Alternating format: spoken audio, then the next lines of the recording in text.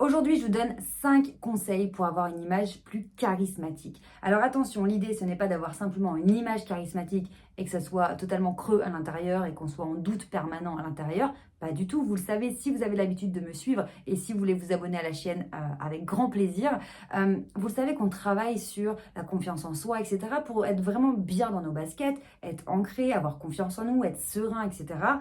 et qu'on rayonne et que ça se voit à l'extérieur. C'est ça l'objectif final. Mais malgré tout, il y a une période où quand on n'a pas l'habitude de s'affirmer, d'être présent, de prendre notre place, on a une période où on va apprendre à se comporter de manière plus charismatique. Parce que même si l'intérieur n'est pas encore totalement solide, parce que ça prend du temps, hein, on ne va pas se mentir, reconstruire ou développer un estime de soi, une confiance en soi, ça demande du temps, ça demande du travail, etc., de la répétition.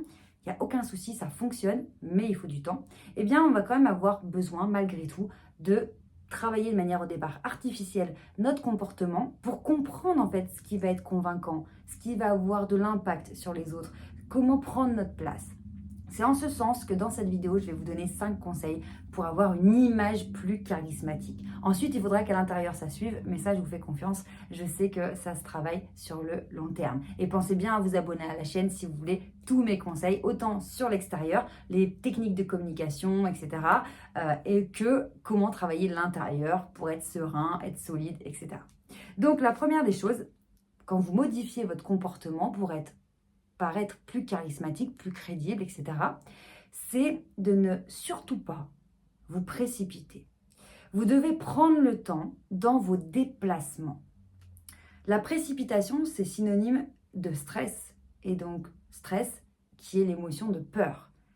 Si j'ai pas confiance en moi, je suis un peu gênée, je n'ai pas l'impression de maîtriser la situation, je ne suis pas maître de moi-même, je n'ai pas confiance en moi, je vais avoir ce stress qui monte. Et on sait que quand on est dans une situation de stress, on a ce qu'on appelle de l'adrénaline, cette hormone du stress. Et l'adrénaline, ça fait quoi? Ça fait accélérer le cœur. Pourquoi? Parce que si on est en situation de stress, le cerveau pense qu'on est potentiellement en danger. Donc on va avoir le cœur qui accélère pour envoyer plus de sang et donc plus d'oxygène dans les muscles, soit dans les muscles du bras pour pouvoir se défendre, se battre, soit dans les muscles des jambes pour pouvoir courir très très vite et s'enfuir. Donc l'adrénaline, elle va booster le corps, elle va accélérer tout notre corps pour qu'on soit en capacité de se sauver si on est en danger. Donc finalement, ce que je comprends quand je suis en interaction avec les autres, c'est que si je stresse, tout mon corps se met en réaction de stress, donc face à un potentiel danger. Donc j'ai cette tendance à accélérer, à avoir des gestes précipités, des mouvements parasites. Et donc cette précipitation, elle va se sentir. Et ce ne sera pas du tout charismatique, parce qu'une personne qui est charismatique, c'est une personne qui, forcément, à l'inverse, est posée. Elle n'est pas dans la précipitation parce qu'elle n'a pas peur. Elle ne se sent pas stressée, elle ne sent pas de pression. Donc son cerveau, on va dire archaïque, reptilien, qui lui est en charge de la survie, ne se dit pas qu'on est en danger. Si moi je suis serein, j'ai confiance en moi, s'il y a quelque chose qui se passe d'imprévu, je serai en mesure de gérer ça. Voilà. Si quelqu'un n'est pas d'accord avec moi, je serai en mesure d'argumenter. Si quelqu'un dépasse les limites et qui manque de respect, je pourrais lui dire. Je sais m'affirmer, je sais prendre ma place. Si on me pose une question que je ne connais pas la réponse, j'assumerai ou je trouverai autre chose à dire. Je suis serein, j'ai confiance en moi, je sais que j'ai de la valeur. Je suis serein, je ne suis pas dans le stress, donc je ne suis pas dans la précipitation. Et tout ce qui se passe à l'intérieur de la tête, ça se voit sur le corps. Un mental instable s'illustre par un corps instable. Donc si je suis stressée, je ne suis pas serein, je suis stressé, anxieux, gêné, je ne me sens pas légitime, je vais avoir tendance à me précipiter et même à être maladroit. C'est pour ça que le stress aussi, ça va créer de la maladresse parce que tout le corps est en accélération à cause de l'adrénaline, etc. On est dans une réaction où il y a tout qui monte en pression. Et donc, je vais peut-être avoir des tremblements dans la main, des spasmes dans le corps. Et je vais moins aussi faire la netteté quand je regarde quelque chose. Je serai beaucoup moins précis parce que là aussi, mes yeux, ils partent dans tous les sens. Donc, on sent bien qu'il y a une hyperactivité, précipitation. Et on va partager des ondes de la vibration anxiogène. Donc ça, c'est montrer, même si on ne fait pas exprès, mais quand les autres perçoivent qu'on est dans la précipitation, donc on est dans le stress, donc c'est pas du tout charismatique. Donc, première chose à retenir, je ralentis mes mouvements. Exemple, quand je rentre dans un restaurant, j'ai rendez-vous pour un date. Si je suis stressée, qu'est-ce que j'ai tendance à faire? Je me dépêche parce que tout mon corps est sous adrénaline. Donc, je marche plus vite, je fais moins attention et bim, je me cogne, je me prends une chaise, bim, je fais tomber un truc, pardon, excusez-moi. Et je suis très maladroit. Je veux accrocher mon sac, ça tombe par terre, je me relève, je me cogne. C'est pas un hasard. C'est que la personne n'est pas sereine, n'est pas calme, elle n'est pas en contrôle d'elle-même parce qu'elle est, elle est stressée. Donc une précipitation, ça illustre vraiment un stress, donc un manque d'assurance, d'apaisement, de confiance en soi. Donc ralentissez, prenez le temps de regarder où vous êtes, ce que vous faites, soyez précis dans vos gestes, prenez le temps, ralentissez, même si on a l'impression que ça dure une plombe, qu'on met trop de temps, non, c'est parce qu'on est aussi stressé qu'on a l'impression que c'est trop long. Mais en face, les personnes ne pensent pas qu'on met du temps. Si on doit marcher, on marche à un rythme normal, on se détend, on respire, on reste cool et on montre qu'on gère. Donc, premier conseil, ralentissez, maîtrisez vos gestes, surtout ne vous précipitez pas. Deuxième conseil, c'est un peu dans le même ordre d'idée, vous allez comprendre. Ne vous précipitez pas non plus, pas facile à dire, ne vous précipitez pas non plus, voilà, je vais y arriver, dans votre façon de parler lorsque vous allez répondre, lorsque vous allez, peut-être si vous commandez quelque chose au restaurant, tranquille. Si j'ai confiance en moi, je me permets d'avoir 2 secondes de réflexion, ou je me permets de prendre de l'air avant de parler, je ne vais pas me précipiter. Si je suis au restaurant et que le serveur me demande si j'ai fait mon choix, si j'ai pas confiance en moi, je suis un peu stressée parce que je suis avec quelqu'un qui compte ou je veux faire bonne impression, que ce soit un déjeuner d'affaires, un date, peu importe l'enjeu. Quand le serveur va me demander si j'ai fait mon choix, je vais avoir tendance à me dire oui. Alors moi du coup, je vais prendre le burger avec une petite salade. Est-ce que je peux remplacer les frites par la salade ou comment ça? Oui, non, et je vais m'emballer parce que je suis stressée. Si maintenant je veux une image plus charismatique, qu'est-ce que je vais faire? Le serveur va venir, il va me demander si j'ai fait mon choix. Je vais prendre le temps de le regarder, mais en toute décontraction, évidemment, sans exagérer, on va pas mettre 1 heure, mais je vais le regarder, je vais prendre le temps de regarder la carte et je vais dire oui, c'est bon, j'ai fait mon choix, je vous remercie. Alors, je vais attendre qu'il soit prêt à prendre la commande, je vais attendre que le convive en face de moi aussi soit attentif, ou voilà. Je vais prendre peut-être 2 secondes de plus, mais ça fera une énorme différence dans l'image que j'envoie. Et là, je dis, moi, je vais prendre le burger, s'il vous plaît, ou cuisson à point. Voilà, j'attends qu'il note. Est-ce que ce serait possible de remplacer les frites par la salade? Ok, très bien. Oui, ce sera tout. Merci. Tranquille. Voilà, donc l'exercice, c'est de vous ralentir, de vous freiner. Même si spontanément, avec la dose de stress, on a envie de dire oui, moi c'est le burger que je prends. Non, on se calme. Parce qu'on a conscience qu'on va envoyer une image charismatique. Donc on se détend. On respire, on dit ok, je le laisse finir de prendre la note, là qu'il en, ok, je laisse faire. J'attends, attends, là j'y vais. Donc deuxième conseil, je ne me précipite pas pour prendre la parole. Troisième conseil maintenant, très simple à comprendre, mais pas toujours facile à faire, c'est garder le contact visuel, ce que les Américains appellent le eye contact. Là, c'est vraiment de dire, je regarde la personne dans les yeux. Je ne me mets pas à faire de l'évitement ou à regarder par terre, à regarder plus bas, à regarder sur le côté, à fuir. Non, je regarde la personne dans les yeux.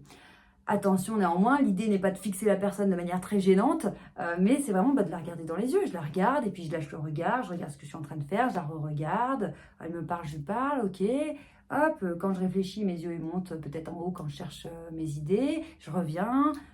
Voilà, tranquille, encore une fois, sans pression, mais je suis présent. Parce que quand je regarde quelqu'un dans les yeux, finalement, je lui montre que je l'écoute, mais que je le considère. Si quelqu'un rentre dans la pièce et qu'il ne vous regarde pas une seule fois, vous vous dites quoi? La personne est arrogante, elle m'ignore, elle ne me considère pas, et donc ça peut déclencher plein de choses négatives. Donc, je regarde la personne dans les yeux. Troisième conseil, regardez la personne dans les yeux. Et ce que vous pouvez faire, c'est au quotidien, vous posez la question, est-ce que vous avez regardé les gens dans les yeux? Et vous forcez à regarder les gens dans les yeux. Dites, allez, là, il faut que je regarde au moins 5 personnes dans les yeux aujourd'hui. Tac, là, c'est fait. Hop. Oui, là, j'ai regardé dans les yeux, j'ai souri. Hop, ça, c'est fait. Et plus on le fait, plus ça devient facile, plus ça devient naturel. Et donc, on devient on a une image qui est beaucoup plus charismatique parce qu'on est là, on est présent, on regarde les gens dans les yeux, on est vraiment là. Au début, ça fait un petit peu peur. Au début, ça paraît bizarre. Et après, on n'y pense même plus. Quatrième conseil, ne parlez plus au conditionnel. Quand je dis oui, j'aimerais faire ça, je pense que oui, peut-être, voilà, éventuellement, on va essayer de... Oui, c'est vrai, peut-être qu'on va essayer, mais là, encore une fois, ça montre beaucoup de doutes, d'espoir, on n'est pas sûr. Et selon l'intonation qu'on va mettre, selon la gestuelle, la communication corporelle qu'on va mettre dedans, on peut paraître vraiment très frileux, très anxieux, pas sûr de nous. Donc, on peut très bien comprendre ça quand on passe de « ben oui, écoute, on va essayer, hein, on va essayer de mettre ça en place, on va essayer d'atteindre nos objectifs ce mois-ci, hein, on se le souhaite, on va faire le maximum pour... voilà, j'aimerais vraiment qu'on atteigne ces objectifs. Oui, oui. Rien que dans ma communication, dans mon langage corporel, on sent que je ne suis pas du tout sûre de moi et que c'est un doux rêve que j'évoque, mais vraiment pas tellement de chance, ou alors ce sera un peu un miracle, quoi. Ouais, on va essayer, hein, voilà. Deuxième version, si on veut une image avec plus d'assurance, de crédibilité, on va le dire différemment, mais notre corps va le dire différemment. Par exemple, ce mois-ci, je veux atteindre cet objectif-là. Voilà, je veux vraiment qu'on fasse le maximum pour arriver à ça. Je n'ai pas dit on va essayer, peut-être qu'éventuellement on va atteindre notre objectif. J'ai dit je veux qu'on atteigne, ou je veux atteindre personnellement, je veux me discipliner pour arriver à faire ça, je mise vraiment là-dessus, je vais faire mon maximum. Je vais faire mon maximum, ou je fais mon maximum. Mais je ne suis plus dans un espèce de conditionnel de peut-être que j'ai peur et que ça se voit. Donc voilà, c'est vraiment, ça fait déjà une grosse différence. Donc quatrième conseil, on essaye d'enlever le plus possible le conditionnel avec tous ces trucs de stress qui se voient. On prend une attitude plus sûre. Ça ne veut pas dire qu'on va forcément réussir, ça ne veut pas dire qu'on est sûr qu'on va réussir. Malgré tout, voilà, on envoie quand même une image avec beaucoup plus d'assurance. Cinquième conseil de cette vidéo, c'est très important, parce que c'est là où souvent le bas blesse et que on fracasse notre image charismatique. Jusqu'ici, j'étais charismatique et puis là, pouf, ça dégringole. Ce cinquième conseil, c'est de ne pas réagir face à l'agressivité. On prend l'exemple quand on est en voiture, quelqu'un nous fait un sale coup, quelqu'un nous klaxonne, quelqu'un d'énervé. La première réaction, à chaud, si en plus on est fatigué, énervé, peu importe, c'est de s'énerver en retour. Et qu'est-ce qu'il a, lui, machin, etc.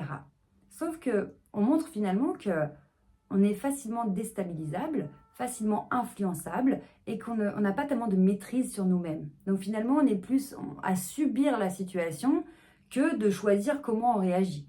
Si je réagis tout de suite à chaud dans un comportement qui ne me met pas tellement en valeur parce qu'on sent que je perds le contrôle, je n'ai pas du tout une image charismatique.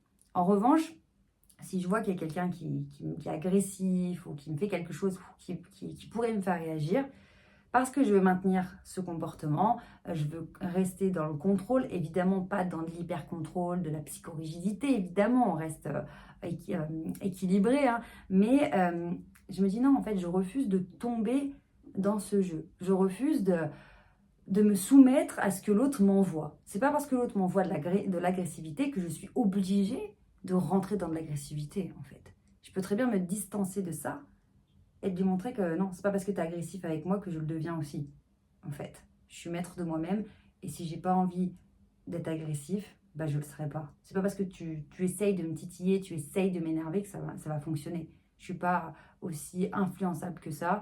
T'as pas accès à moi comme ça. Donc là aussi, ça montre vraiment une grande maîtrise de soi-même et aussi qu'on a de l'estime pour soi. Si j'ai pas d'estime pour moi, finalement, je laisse n'importe qui venir m'énerver, me blesser. Je prends tout ce qui m'arrive, je le prends pour moi et je laisse les autres me détruire ou m'énerver. Par contre, si je m'estime et que je me dis attends, c'est pas, je veux pas permettre à n'importe qui de venir et de s'essuyer les pieds sur moi comme si j'étais un paillasson. D'où l'expression ni paillasson ni hérisson quand on étudie l'assertivité, hein, savoir s'affirmer sans entrer forcément dans le conflit.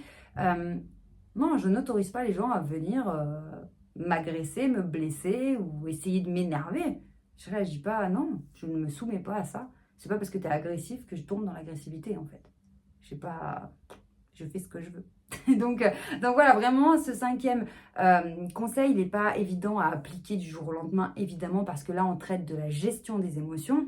Donc abonnez-vous bien à la chaîne parce que si c'est sujet de l'assertivité, l'affirmation de soi, la gestion des émotions, maîtriser son comportement, maîtriser sa communication interpersonnelle, si tous ces sujets vous intéressent, abonnez-vous à la chaîne parce que je vous fais des tonnes et des tonnes de vidéos avec de temps en temps des conférences en live. Donc vraiment, soyez là parce que si ça vous intéresse, je vous donne un maximum d'infos. Et vraiment, dites-vous, les 5 conseils à appliquer, on peut vraiment les appliquer tout de suite. Après, certains vont mettre plus de temps. Par exemple, regarder les gens dans les yeux. Pour certaines personnes, ce sera plus difficile. D'autres vont le faire directement. Gérer nos émotions, ne pas répondre par l'agressivité quand quelqu'un nous agresse. Pareil, en fonction de notre histoire, de nos habitudes, ça peut mettre plus ou moins de temps. Mais en tout cas, ce qui est sûr, c'est qu'on est dans une dynamique où voilà, on va travailler l'image qu'on envoie aux autres, ce qui va avoir un impact sur comment ils nous perçoivent, comment ils nous considèrent, et ça va aussi avoir forcément un impact sur la qualité de nos relations. Et étant donné qu'on communique à longueur de temps, tous les jours, améliorer notre communication et nos relations, c'est extrêmement important et enrichissant parce que ça apporte un réel confort, vraiment, au quotidien. Bref, on en reparlera. Prenez bien soin de vous, je vous embrasse fort et n'oubliez jamais, vous méritez de réussir.